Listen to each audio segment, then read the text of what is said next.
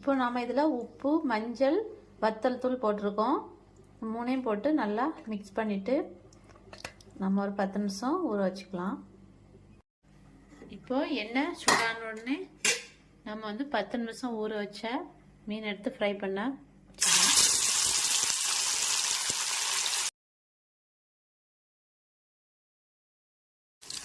அடுப்பு தீயை சிம்மிலேயே வச்சுக்கோங்க. இப்போ நம்ம மாற்றி போடலாம்.